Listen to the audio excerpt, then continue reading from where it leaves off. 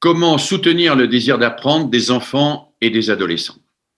Cette question est compliquée et pour bien l'aborder, il me semble qu'il faut distinguer deux choses. Il faut distinguer le désir de savoir et le désir d'apprendre. Parce que on dit le désir d'apprendre est spontané. C'est pas si évident. Ce qui est spontané, nous le savons, et toutes les recherches nous le montrent, c'est le désir de savoir. L'enfant veut savoir. L'enfant, il veut savoir le secret de sa naissance, il veut savoir comment marchent les choses, etc. Il veut pas forcément apprendre.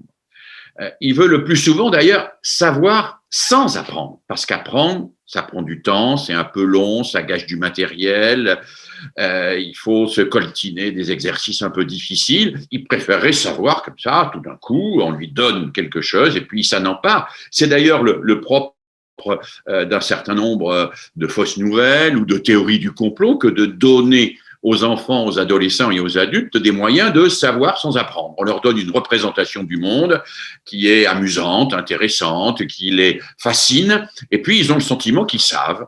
Et puis, non seulement ça ne permet pas d'apprendre, ça, mais ça bloque l'apprentissage. Quand on a le sentiment qu'on sait, on n'a plus envie d'apprendre.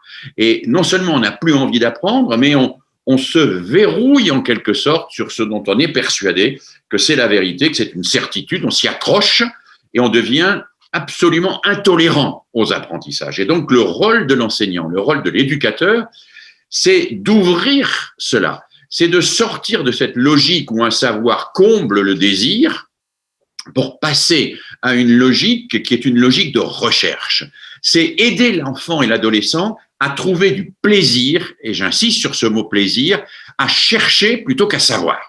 À chercher plutôt qu'à savoir, à chercher, à aller à l'aventure, à s'engager. C'est aider l'enfant et l'adolescent à être dans une sorte de course au trésor plutôt que dans la volonté de posséder tout de suite et facilement les savoirs qu'on lui propose. Oui, on sous-estime beaucoup trop l'énergie qu'a l'enfant, l'énergie qu'a l'adolescent, et on lui propose des savoirs qu'il doit s'approprier comme ça et qui sont censés le combler ou qu'il est censé restituer le jour de l'évaluation, alors qu'on devrait beaucoup plus s'appuyer sur l'aventure. Il faut rentrer dans l'aventure des savoirs. Comment ça se fait que les hommes ont trouvé ça? Comment ça se fait? Est-ce qu'il y a des objections? Est-ce qu'on ne pourrait pas trouver des informations supplémentaires qui viennent contredire cela? Il faut faire de ça une aventure quotidienne dans laquelle on implique les enfants, et c'est ainsi, et ainsi seulement, qu'on en fera des enfants chercheurs à l'école, mais aussi tout au long de leur vie.